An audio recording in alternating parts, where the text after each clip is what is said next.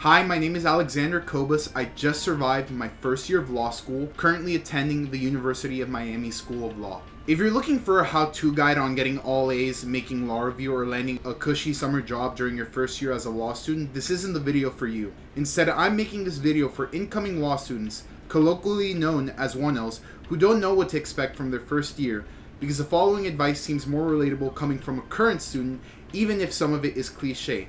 Here's the good, the bad, and the not so pretty aspects of 1L, plus how to survive it. Law school is high school. You would think that because it's a graduate level program, you have to do 4 years of undergrad first, and a lot of people go into it with master's degrees and other work experience, that it would be a little bit more mature, but it's not. Most law schools are very small. I think the biggest law school in the country maybe has per class like 400 or 500 people. And so you're gonna get a very small community. Gossip is gonna be very easy to spread around.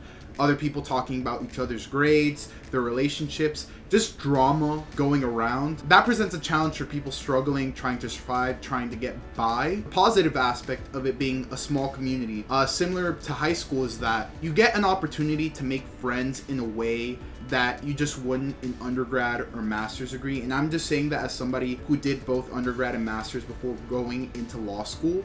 I've made more friends in the first year than I did at any of those 2 points beforehand combined. Don't get sucked into the drama, and also make sure to make friends and lasting connections, familial and romantic relationships. So we'll start off with, I guess, the most juicy aspect of this conversation. Normally, a lot of people go into law school already established with a boyfriend or girlfriend. Something that some people experience along the way is that their partner might not be going to law school, so they don't necessarily understand what the other person is feeling, and that friction could cause a relationship that you may or may not have to break off. Now, luckily for the other people at my law school, anecdotally, it seems like most of the people who went into their first year with their relationships were able to keep them, thankfully. I guess in this aspect, even though I don't have romantic relationship experience, is just to make sure to, set a little bit of time apart for your partner, talk to them. Don't trauma dump, or if you are going to trauma dump,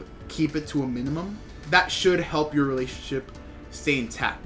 Some people might be going to law school in a different city, different state, maybe even in a different country. However bad the first year was for me, the fact that I stayed in Miami, that I was so close to home with everyone in my family, it was such a huge benefit. It provided a great support system. If you're watching this and you're thinking about doing law school, I would say that if you have a good local law school and you plan on staying in the same city, the same state, and you have a strong family that you really love, like I do, the best thing would just be to stay in city so you can have that support system.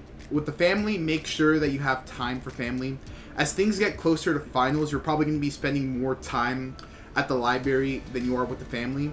That was my experience, but one thing you can do is just make sure that when they call, answer, talk to them for a little bit. You can navigate those relationships. The last thing that I'm going to talk about is grades, because the truth is that many people go into law school doing great in undergrad and graduate school / master's. That was my experience. My first semester was honestly not the best. There are more C's on that transcript than I'm proud to say. When I talk about grades, there's this thing called the curve. A's are going to be very competitive, B's are going to be somewhat competitive, and C's, you don't want to get them. If you do, trust me, it's not the end of the world. When I got some of these grades, I felt pretty stupid. Depending on how your law school does it, whether it's all at once or by professor, for my first year experience, especially the spring semester, it was professor, then a few days later, another professor. When you get that bad grade, it feels like a welcome punch. Those feelings of disappointment are going to pop up. They are going to happen. Some right and wrong things to do. I guess right things. Keeping up with the readings is obvious. That should seem like a no-brainer, but when you have all these assignments piling up, you fall behind one day and then it just adds up to a week or another week, and then you gotta do some catching up weeks leading up to the final. And for some classes that might work, for others it's not gonna work. Another wrong thing to do is not to pay attention, because the professors, when they're grading the essays that you wrote, they're looking for very specific answers, and the answers that they want you could only get it not from reading a book, but you could only get it from paying attention to what they were saying. Right things to do, the first thing is participation. Now, I don't mean just raising your hand all the time, trying to speak more than the professor. What I mean by that is when you have something valuable or insightful to say, raise your hand, say it. A lot of professors, whether they say it or don't say it, they will give you a grade bump of 1 grade if you not only participate, but your participation adds something of value. At least with my law school, and I think most other law schools too, if you weren't satisfied with your grade and you feel like you did worse than you expected, there is no grade appeal, but what you can do is you can schedule a meeting with your professor the following semester to go over your final, see what you did wrong, see what you can improve upon. And the meetings that I've had have actually been very helpful and very insightful to me. And the other thing too is that even when you do good, it's always good to like take the meeting with the professor so that even though you did good, if you didn't get an A, there was something that you could have done better. If another law student comes up to you and asks you like, oh, what did you get in this class, and you don't feel comfortable answering, just think to yourself, you're not the asshole for not wanting to answer whether you did great or bad. It'd be like if somebody came up to you and asked you, oh, how much money is in your bank?